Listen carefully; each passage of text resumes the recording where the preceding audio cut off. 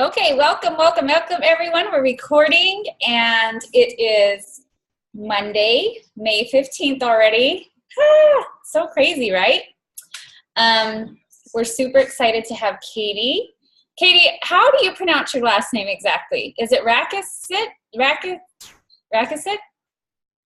Rakisits. Okay. I just wanted to make sure I was saying it right.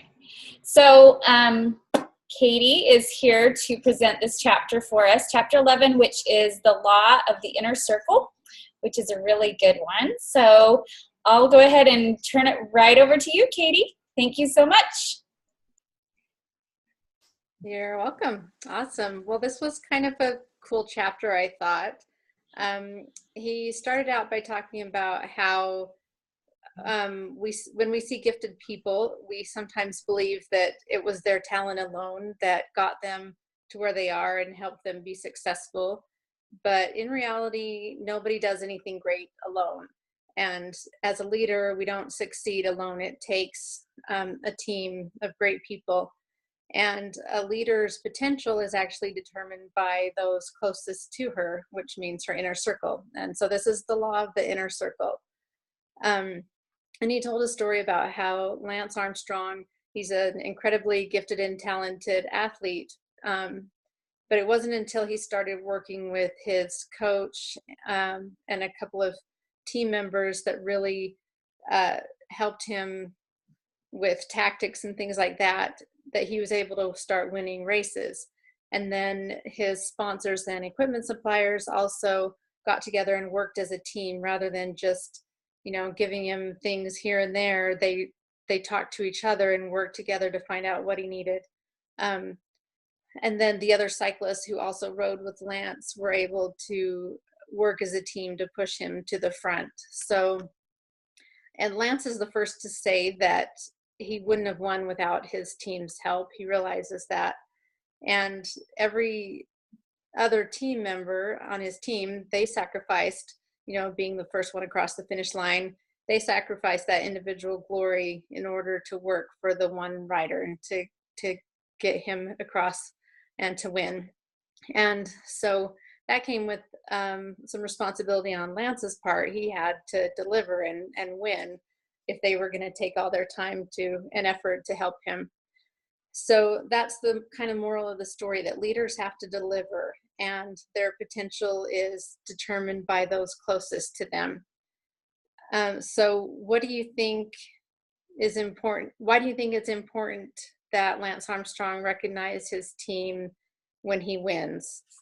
Do you guys have any, as team leaders, do you recognize your team when they do something great or when you as a team win? Yeah, so we kind of have to, give praise when it's due. So, Katie, I don't remember. Oh, sorry.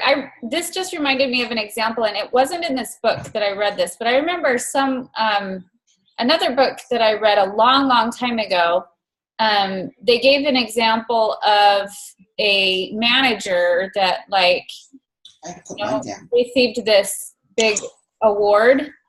I can't remember what it was for at all, but she basically took all the credit for it.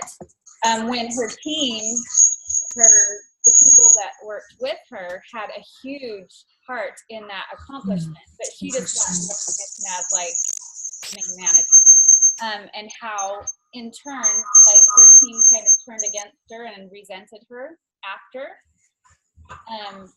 versus I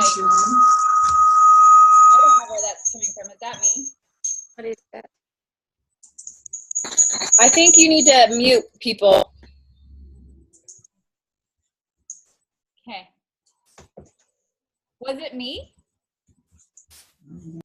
I don't think so. Okay. I'll just go ahead and mute everyone just to be safe. Sorry, I should have done that from the first step, I guess, but I thought most everyone was muted. Anyways, and then there was another example of kind of the same situation, but where, the opposite, where the manager that received all the accolades gave all the credit to her team, and how they were even more dedicated to working for her and like bending over backwards to help the team as a whole. So, I mean, that just came to mind because of what you said, Katie. Right. I think that your team members will work harder for you when they know that you appreciate all the work that they're doing. So, okay, so most people kind of create their own inner circle, but maybe they don't do it strategically. It just kind of happens. We tend to surround ourselves with people that we like and that we're comfortable with. But to practice the law of the inner circle, you really need to be intentional with your relationship building. And so as you consider the individuals to add to your inner circle, he has some questions that you can ask yourself about that person to see if they would be a good candidate for your inner circle. So the first question is, do they have high influence with others? And one key to successful leadership is the ability to influence others. And if you remember, in the law of the connection, John Maxwell talked about how when he started his job at one of the churches, there was a man named Jim who had a lot of influence with the members, and he used that kind of in a negative way. So John sat down with Jim right from the beginning and started building a relationship with him because he knew that Jim had a lot of influence, and then together they were able to do something great. So that's the first thing you ask is, do they have high influence with others? And then the second thing is, do they bring a complimentary gift to the table? So you naturally attract people that are like you, but you need people in your inner circle who have strengths where you have weaknesses. So maybe you're not very good at organizing, so you'll want to find somebody that's good at organizing. Or maybe, I don't know, maybe you're not very good at scripts and verbiage and things like that, and somebody like that would be helpful for your team. So you want to find people that kind of take up the slack where you lack. And then the third thing is, do they hold a strategic position in the organization? So, I mean, what comes to mind is like a corporation where you have the president and the CFO and the COO and things like that.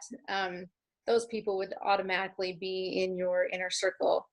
So in order for the team to run well, you all need to be on the same page. So if you think about who's in your organization or who's on your team, your top one or two people that you work with, are you all on the same page?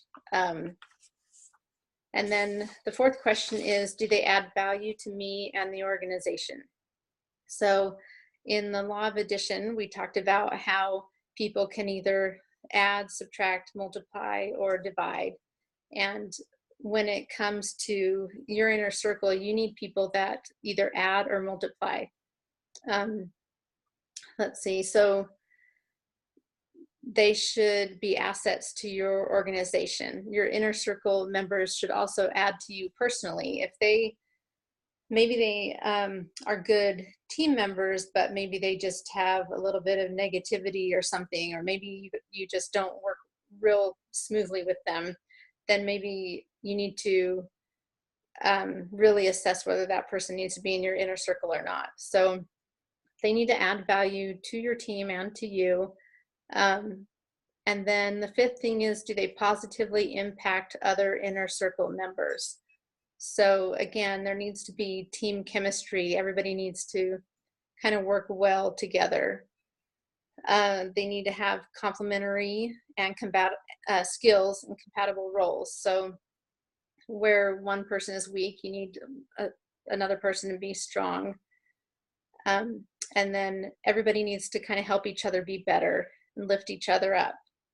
And then the last thing wasn't really a question, but something to think about.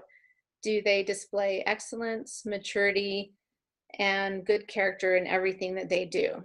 So even if they answer yes, even if you can answer yes to their excellence, maturity, and good character, that doesn't necessarily mean that they're going to be in your inner circle. But those are good qualities for everybody in your inner circle to have. Hey, Katie, I had a thought, Yes. and this is like, when I was reading the chapter, it was like, it's not really a thought, it's more like a question, I guess, for everyone.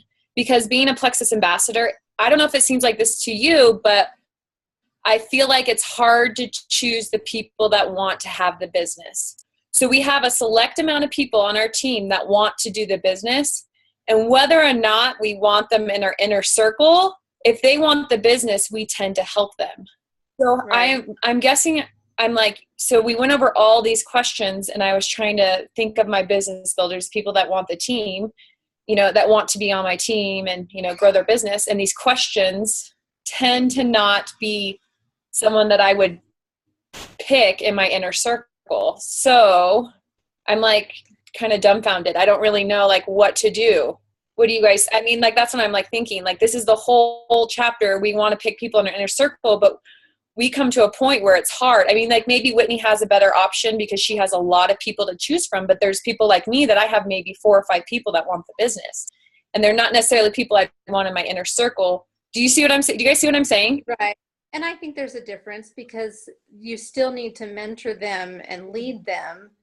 But as far as your inner circle, I mean, they might have to just be in your inner circle for a little while you mentor them and lead them and help them to grow and learn, because you're only as strong as your team is, as the people that you're working hard to grow your organization. I don't know. Anybody else have a different thought? When I was reading it, oh, go ahead. No, you go ahead first.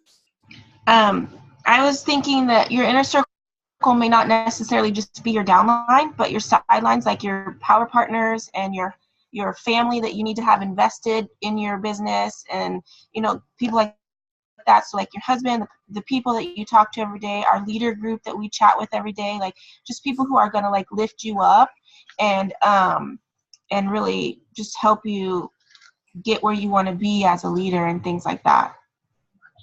That's a good thought. Yeah, because if you don't have support at home and in other areas of your life, it can be hard.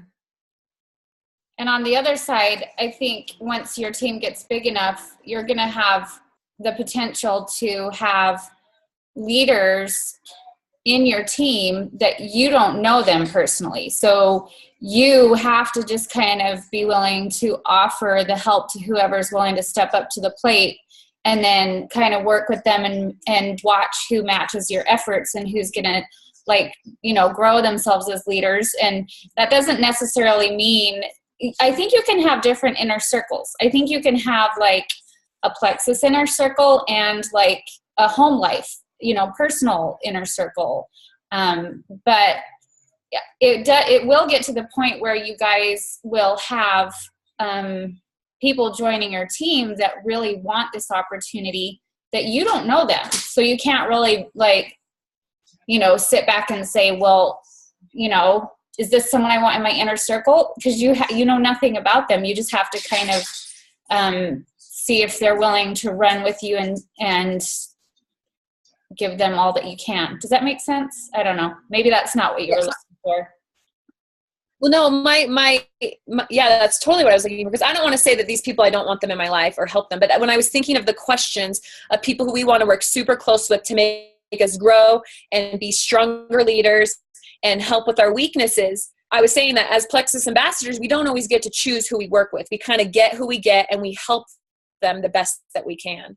And so I'm trying to figure out this balance between finding my inner circle that I want to help make me grow better as a person. That's why I love when she said we might have our families, our friends. They might not necessarily be Plexus ambassadors, which I really love. So. And I would say that this is different than a traditional business structure where you hire people. Because if we were hiring our ambassadors and we were interviewing them, that would be one thing. But they're coming to us. And a lot of times, like I said, it's going to be people that you don't know from Adam. So I think that our case is a little bit different than what he's talking about, because anyone in his type of business or traditional business, they do job interviews and they look at people's resumes. Do you see what I'm saying? Right. Also, you need to just, Right. it needs to kind of flow as we go along, because we don't know how to answer all these questions yet. You know, you might have friends in your circle that you feel like, oh yeah, this person would do this, oh, but not that. But, oh, they have that quality, but not that. So I think it's just a matter of kind of finding the way through and having these people kind of build along with you. And then, as you were saying, Whitney, kind of as you see others in your downline or your sidelines or your team that would have some more of these characteristics or values, then you bring them in that way. It's not going to be immediate for us, I don't think. Right. And I think your inner circle, like maybe right now you just have one or two people, and it can change, it can grow. I think I read in there somewhere, it talked about maybe 7 people as large as you would want for an inner circle. I don't know if anybody remembers that. Seems like I remember the number 7 for some reason, but but he also talked about, in order to increase your capacity and maximize your potential as a leader, first you have to be the best leader you can, and then surround yourself with the best leaders that you can find. So it might take a while, to find those leaders, and maybe you see someone that has a really good potential to be a good leader. So you want to mentor them and kind of build them up and help them along. And so were there any other like qualities that you would want that you're looking for your inner circle? Like, I'm an introvert and I don't like to talk to people. So I want to find people that are really outgoing and it's easy for them to talk to people and share and grow that way. How about you guys? Sorry to be talking so much. You guys should talk more. Just don't let me do all the talking. I have learned, especially after the next book that we're going to read is The 4 Color Personalities of MLM. And that book has taught me so much about myself and the type of people that I should be looking for to complement my strengths as a leader, because I am so very strong in one area that my best bet to have a strong team is to find leaders that are the exact opposite of me. And so I'm really excited, and I feel like it was a God thing when Robin Sullivan invited me to stay at her house for the big reveal, because we are complete opposites in our leadership strengths. And so we're pairing up and working together a lot now, and I am really excited to see how that helps our team as a whole, because she's coming in so strong in an area that I really lack. And so I'm hopeful that can make a big difference for our organization as well. And, and not that I don't have that in you guys, because there's a lot of really good leaders on our team, but I think, maybe I just don't, I tend to not delegate as much as I should. And maybe mother hen a little too much. I've always had issues with that. So I just think it's really awesome how, we can find people to work with that complement us.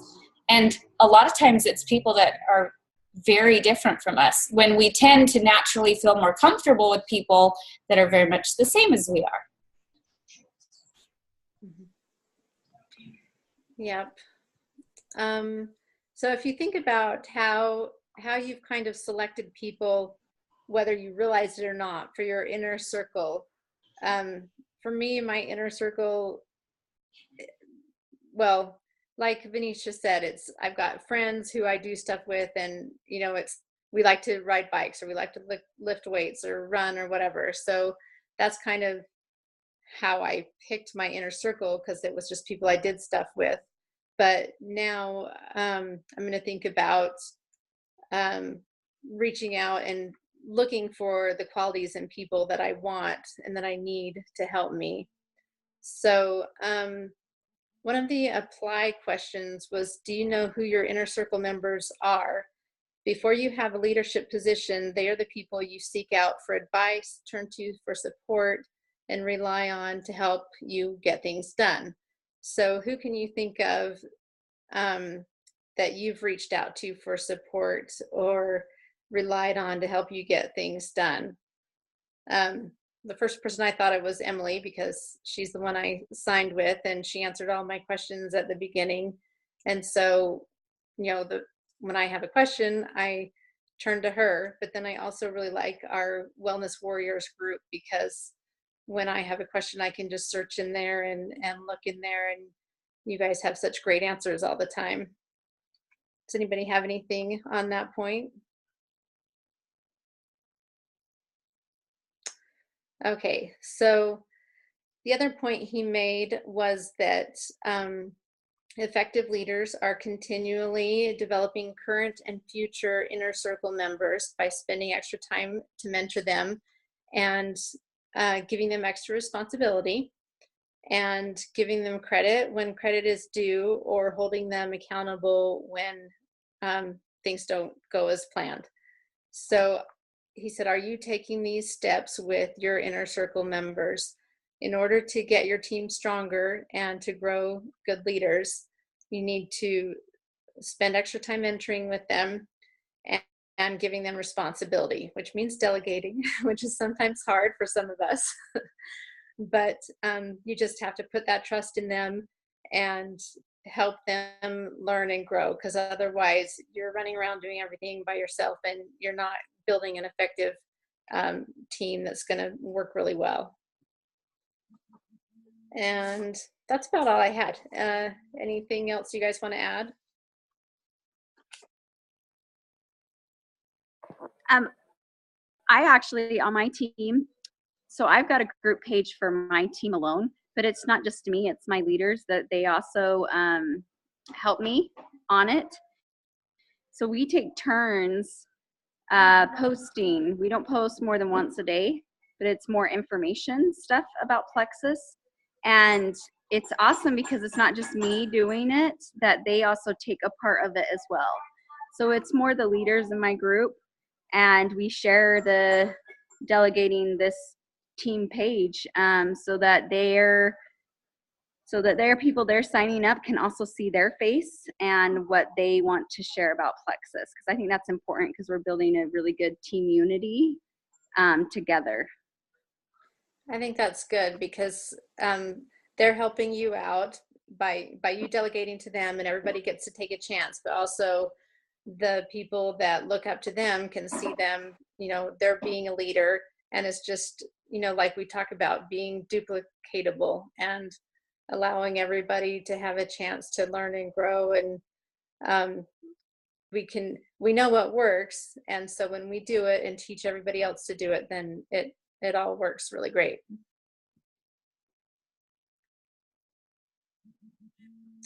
Did you have anybody have anything else? I'm trying to think. There was one more thing I thought of, but now I can't remember where I found it.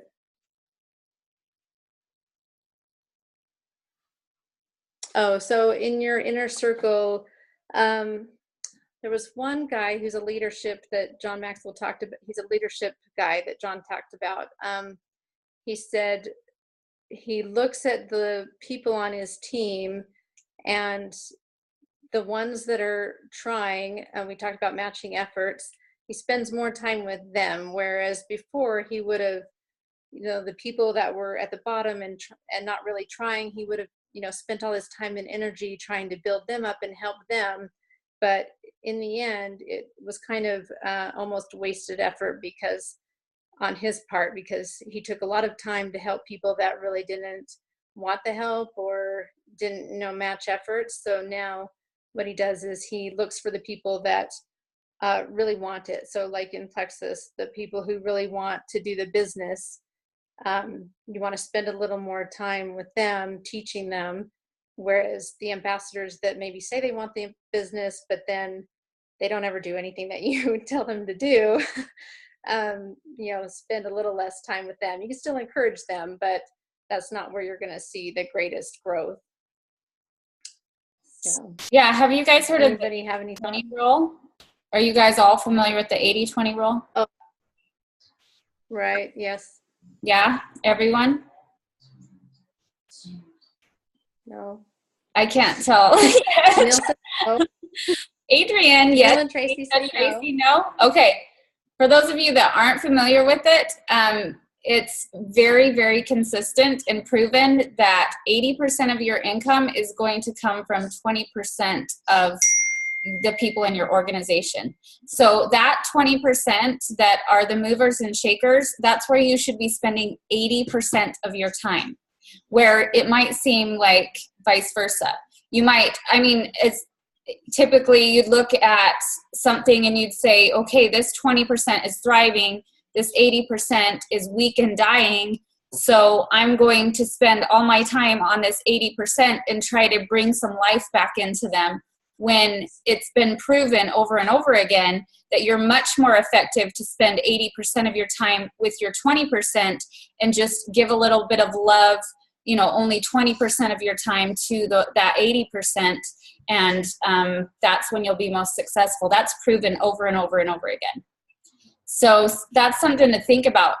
Are you spending more of your time with your 20%ers or your 80%ers? And I will say, if you haven't recognized who your 20% are, and you're just like out there, wasting your time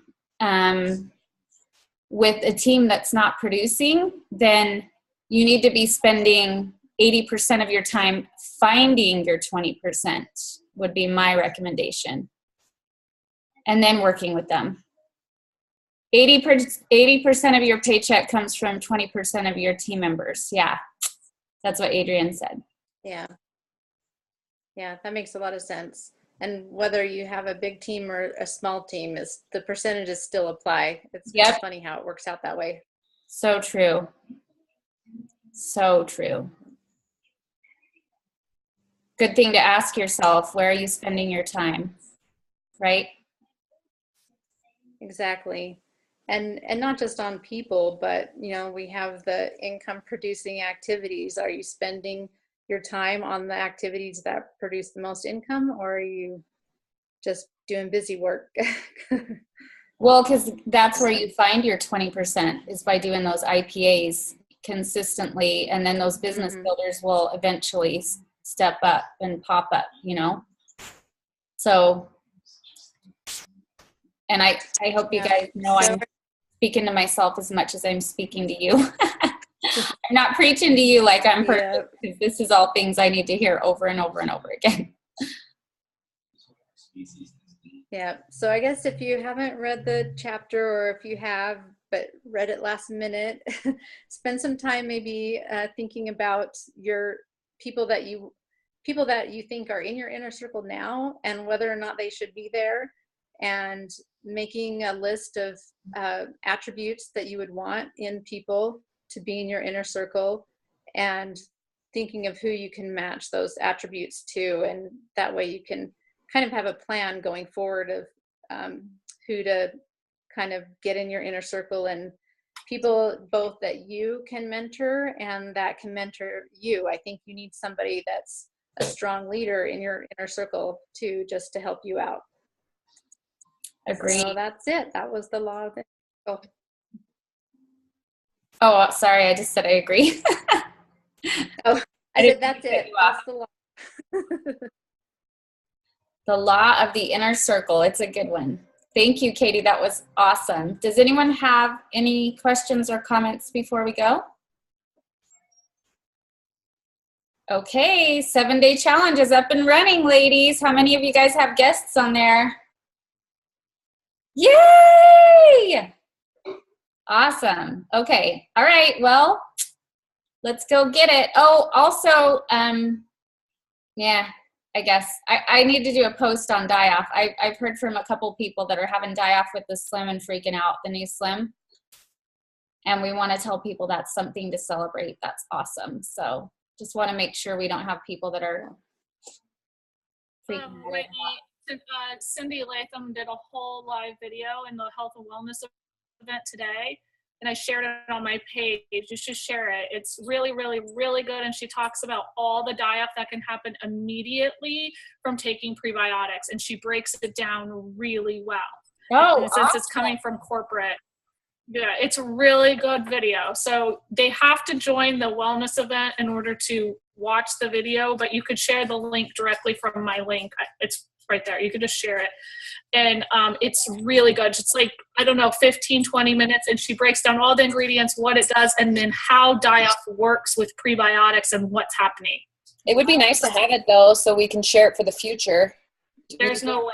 It's in a private group, so. Yeah. Well, then maybe we might need to consider having something for the future so we can share, like, I mean, it might be fine. Do you think they'll ever close the group, or how is that going to work? You know what I'm talking about for, like, future reference? I mean, the thing with her is she's, like, what, the head of marketing? Or well, I think it's totally great to have her doing it, but I'm just saying for the future, are we going to still be able to rely on that information? Do you know what I mean, for people? Or well, I'm sure that some of the already, like Donna Lee took her video already down. I don't know why, but she already took her video down. Mm-hmm. There's Jennifer Pickett's video is still up, so there's hers. It doesn't go into the die-off as much. What she did today with the die-off, I had never heard broken down so well. She does it really, really good. So maybe we should just educate ourselves and try to write notes so that we can explain it to people better. The thing you really have to realize is you're feeding the good bacteria. And so the second you start feeding it, you have tons of it. And so it's going to go after the bad and just start killing it really fast. So that's what people don't get. You're actually like swarming. You have like, so she said what, 395 times is like 36,000%. That's a 36,000% increase you just put in your body. And all that bacteria is going to go after the bad and just like clobber it. And so you could get smashed. But I know for a lot of us that have been on the products for a long time, we're not getting smashed, but we're feeling it. But if you're new, you could get smashed. That worries me sometimes, though, because I don't want people to – we need to make sure we just educate everyone. Talks about starting with half the stick. She talks about it in the video. Mm-hmm. So that video is really good. So as long as that wellness event is going on, and they've got Diamonds talking on that wellness event every day anyway. So I think it's a good, and they post all day long. So you can just go on and watch the videos. So I think just getting the teams on there to watch it is just as much as we can educate everyone. It takes the weight off us. So just leaving it as an option. Love it. That's good to know. I haven't had a chance to see that. And if you wouldn't mind tagging me, I would. Can I ask? Yeah, she did. I'll tag you. I don't know what wellness event you guys are talking about. Maybe I missed a post or something. What's the wellness event you guys are talking about? It's a wellness event the Diamonds are doing. It was posted on Tamara's team page. Are you on Tamara's team page, Laura? Diamonds in the Making? I am. I am. I'm dealing with custody issues, so I know I've missed a lot of things. So I'll look it up, though. Yeah. Thank you. Tara, if you could tag me. I'm tagging you right now. Yeah. Thank you. I appreciate that. I also think, if I remember right, I saw a really good graphic that explains the die-off of XOS in particular. So maybe that's something. I posted it today in the comments of somebody that asked a question. I posted the breakdown of die-off. Oh, yeah. Wasn't that with my friend that gained 4 pounds? She said that was actually my student. So what Cindy said, it's not XOS that causes the die-off. It's actually, XOS is not even what causes the akkermansia. It's not what causes all these huge explosive growth. It is actually the synergistic. It's what is being patented in Slim. It's the mix of the chlorogenic acid. It's the mix, the actual formula we have that makes this explosive growth. This is exciting. So it's really, really, really exciting because you can't just take XOS and get this result. It is what is actually patented that gets that explosive growth. So because of that, you have this huge, like what she said, it's like, it's not 365%, it's 365%. 65 times, which is actually 36,000%. So that's just mind-blowing. So when you think about that and you take that into account, it's like you're putting so much good in your body all at once. And so if no matter what now, I think it's super important, no matter what, whoever we start on triplex, it doesn't even matter what, you have to start them on X Factor too. I really think if you don't start them on X Factor, they're just going to poo-poo out because they need that good nutrition. If you don't get those good B vitamins in them with they're just going to be bleh. So I think I know we stress it and the 7 days. How would you say to someone like that? So you would just say that you need to start with the X Factor vitamins if you want to feel. I do not even sell a triplex without X Factor anymore. I mean, I don't either, but I'm saying I have team members that saying, oh, they just want to buy the triplex, and I'm like, well, you need to. So I have tons of people that do the same thing, and when I three-way message with them, with the new people, I say, what about the X Factor with the aloe? And I just go into the whole spiel, and every single one like, oh, I didn't know that, I'll get that. It'll increase your vitamin D levels. Your vitamin D levels are low because your folate and your B12 are low. If your folate and B12 are low, it depletes your vitamin D. Vitamin D can only be absorbed with a fat. X Factor has the GLA fat. Second, people do that. They're like, oh, I was taking vitamin D, but I wasn't taking with the fat. Well, then you're just pooping it out. Like, you are not absorbing it. So as soon as, like, I mentioned that to people, then they're like, oh, I can just take it all in one? Great. And then they do. Awesome. So it's just like getting those key concepts of the aloe, the B vitamins, the vitamin D paired with the fat, and then I say those good B vitamins are now being absorbed, so it's going to help you feel so much better, get that nutrition absorbed so your body heals faster. And they're like, oh, good, heal faster, good, that's what I want. I mean, I say similar stuff, but I don't go into the specifics. Right. But that's why, so if you don't offer it, people don't know. It's really that simple. So that's what I've been starting to do with all my newbies too. Whenever they three-way with me, I just go right in for the X Factor right away. Oh, is there a reason you're not adding X Factor? I have been having people stay longer. Like I have, when I first started, people used to cut off. Now I don't really have that problem anymore. Mm-hmm. So it really does help. But we are really about to transition to everybody transitioning to the new Slim, and I think we're going to get hit. And one thing that I say now that I'm promoting X Factor every single time too, is I say, seriously, it's $1 more a day and you're going to heal so much faster and have such better results so much faster with the X Factor. So, I mean, when you tell people that it's going to make that big of a difference, they're going to see results that much faster, and it's only an extra $1 a day. Most everyone's like, oh, okay, add that then, So, yeah. Keeping it down the toilet. Yeah. All right. Well, thank you so much for. I could make a new Slim video. I just don't have enough time to do everything at once. But right now, since we have the resources and we have these live videos, we can use them. Like, let's use them now and educate as many people as we can.